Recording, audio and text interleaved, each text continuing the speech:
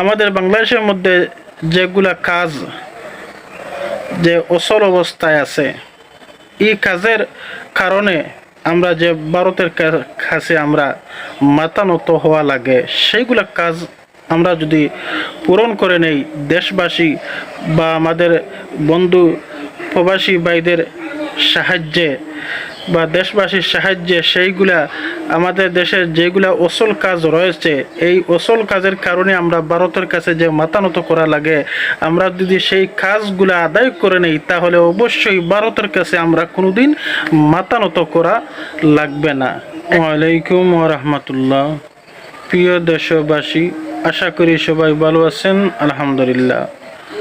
সম্মানিত প্রিয় বন্ধুগণ, আমি কিছু কথা বলবো বলে ভিডিওতে আসা। দেখেন, বর্তমান আমাদের সরকার ডক্টর মোহাম্মদ ইউনূস সাহেব উনি খুবই ভালো দেশ পরিচালনা করতেছেন, আলহামদুলিল্লাহ। দেশবাসী ওনার উপরে খুবই খুশি। বা উনি সবথেকে বড় কথা, উনি আলেমদেরকে ওনার কাছে রাখছেন, আলহামদুলিল্লাহ। উনি যেভাবে দেশ পরিচালনা করতেছেন, দেশ উন্নয়নের দিকে চলতেই থাকবে আশা করি।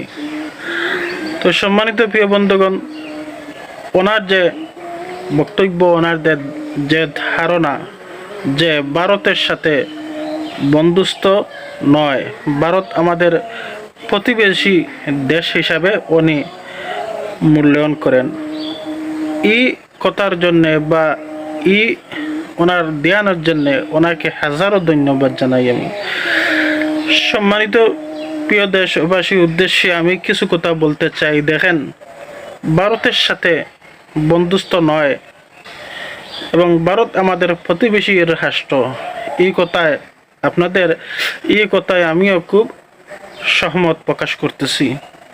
তবে একটা কথা, আমাদের বাংলাদেশের মধ্যে যেগুলা কাজ যে অচল অবস্থায় আছে, এই কাজের কারণে আমরা যে ভারতের কাছে আমরা মাথা নত হওয়া লাগে, সেইগুলা কাজ আমরা যদি পূরণ করে নেই দেশবাসী বা আমাদের বন্ধু প্রবাসী ভাইদের সাহায্যে বা দেশবাসীর সাহায্যে, সেইগুলা আমাদের দেশের যেগুলা অসল কাজ রয়েছে, এই অসল কাজের কারণে আমরা ভারতের কাছে যে মাথা নত করা লাগে, আমরা যদি সেই কাজগুলা আদায় করে নেই তাহলে অবশ্যই ভারতের কাছে আমরা কোনোদিন মাথা নত করা লাগবে না।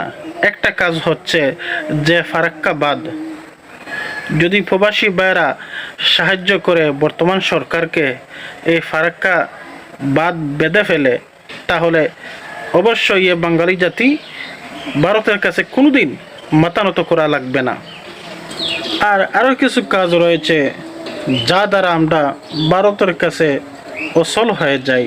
সেই কাজ হচ্ছে তাদের সাথে ব্যবসা বাণিজ্য বিজনেস, সেগুলো আমরা কাজ বন্ধ করতে হবে।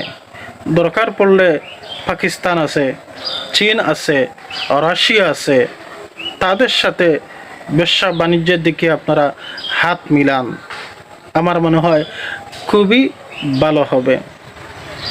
এই অসল কয়েকটা যে কাজ রয়েছে, আমরা যদি এগুলা আদায় করে নেই তাহলে অবশ্যই ভারতের কাছে আমরা কোনোদিন মাথা নত করা লাগবে না। আর মৌলানা এনায়েতুল্লাহ আব্বাসী হুজুর উনি যে সরকারকে 3টা উপদেশমূলক কথা বলেছেন, 3টা বিষয় নিয়ে, আসলে ওনার খুবই বক্তব্যের মধ্যে শিক্ষণীয় বিষয় রয়েছে।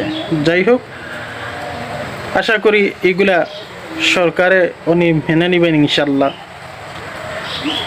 আর আমার ভিডিওর সাথে থাকার জন্য, আমার সাথে থাকার জন্য আপনাদেরকে হাজারো ধন্যবাদ। সবাই ভালো থাকেন, সুস্থ থাকেন। আসসালামু আলাইকুম ওয়া রাহমাতুল্লাহ।